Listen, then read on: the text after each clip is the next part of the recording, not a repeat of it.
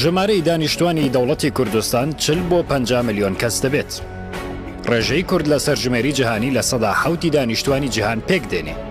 واتە لە هەر 150 کەس لە جیهان یەک کەس کووردە. لە ڕووی دانیشتوان کوردستان پلەی 32 هەیە لە ڕیزبەندی دەوڵەتەکانی جیهان. ژمارەی هاوڵاتیانی کوردستان لە پۆڵەندا و ئەرجەنتین و کەنەدا زیاترە. هەر 122 کەس لە کوردستان لە 1 کیلومتری چوارگۆشەدا دەژین. کورد لە دەرەوەی کوردستانیش ڕێژەیەکی بەرچاوی هەیە. دیاسپۆرای گەورەی کورد لە جیهان بەم شێوەیە.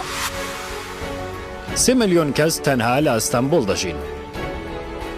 لە سووریا تەنها لە حەڵەب و شام 1 ملیۆن کورد هەیە. لە خۆراسان 1 ملیۆن و نیو کورد کۆچبەرن. لە ئیسرائیل 200,000 کورد هەیە. لە دەوڵەتانی قەفقاز 300,000 کورد هەیە.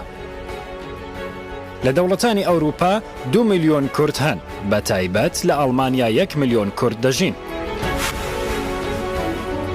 کوردستان لە ڕووی ڕووبەرەوە 409,650 کیلومتری چوارگۆشەیە. بە درێژایی 1000 کیلومتر.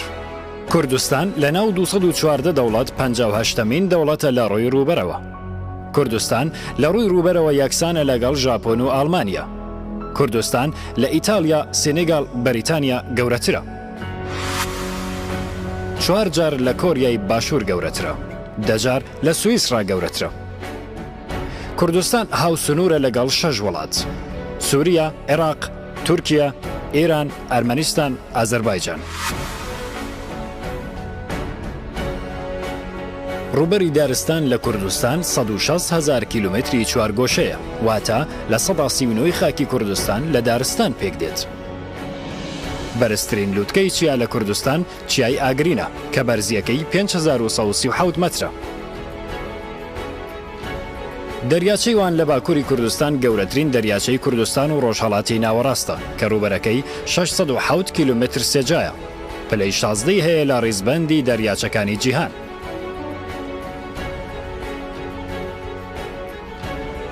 کورسی کوردستان لە نەتەوەی گرتووەکان لە ناوەندی کوێیت و کوڕڤاتیادایە. 40 ملیۆن کەس بە کوردی قسە دەکەن.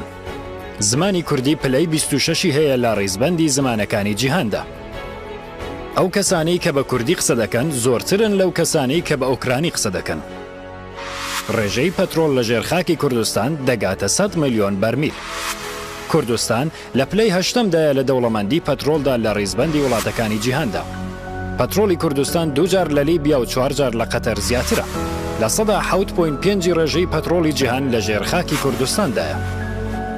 ئێمە ئەم زانیاریانەمان پێشکەش کردن. ئایا ئێوە ئەمانەتان دەزانی؟